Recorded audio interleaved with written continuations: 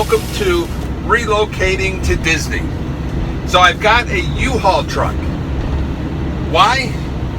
Well, our New York home has an in-law apartment. And in order for us to move to Florida, the in-laws have to move out of the in-law apartment and into a new apartment. So we're moving them this weekend. And in order to move them, I need a U-Haul. So I just picked up this U-Haul on the way back to the house, and we'll get it filled up, get them to the apartment this weekend. Now, a little pro tip here for the U-Haul.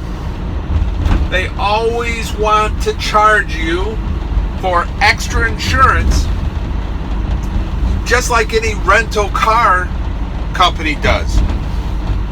Now, check out your state and your rules and your car insurance, but typically your rental is covered under the car insurance you're already paying for. So there's no need to double pay. That insurance is covered. You don't need two insurances.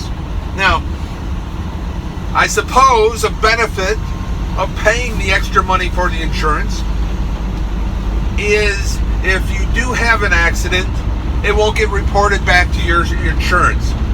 And so your insurance rates won't go up. Just know that if you do have an accident, your car insurance will likely pay for it. The in-law apartment isn't that big, so all I have here is just a 15-footer. So I'm going to use this opportunity to talk to you a little bit about how things are going with the Florida home purchase. I have been so busy filling out paperwork for the Florida home purchase. Now, it's all being done remote. So that means the paperwork gets emailed to me, I have to digitally sign it, and I have to send it back. And then the mortgage company needs additional documents, or they need evidence of various things, and I've got to go hunt those down, get them, and get them submitted. Like, for example, proof of identification, they need a copy of my license. So what I have to do to get them a copy of my license, because they only accept documents in PDF form. So I have to take a picture of my license with my cell phone, and then I email that to my computer, and I pull it up on my computer and I print it out as a PDF, and then I can submit it. And that's the way most of these documents go. I take a picture with my phone, I email it over to my computer, print it off as a PDF, and then I can submit it.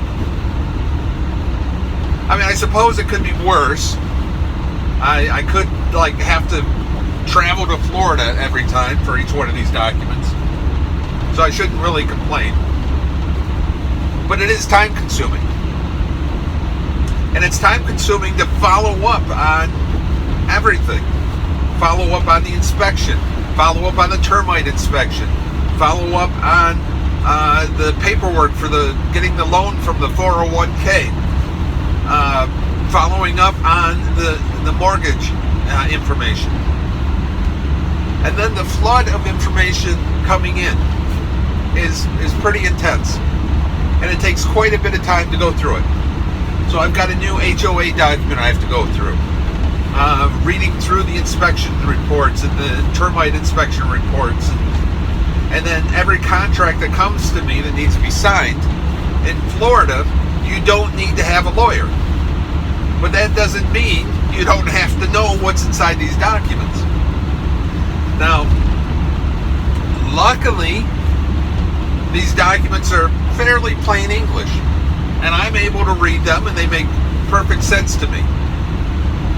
But I gotta tell you, from past experience, I've never bought a house without an attorney. And I highly recommend you do it.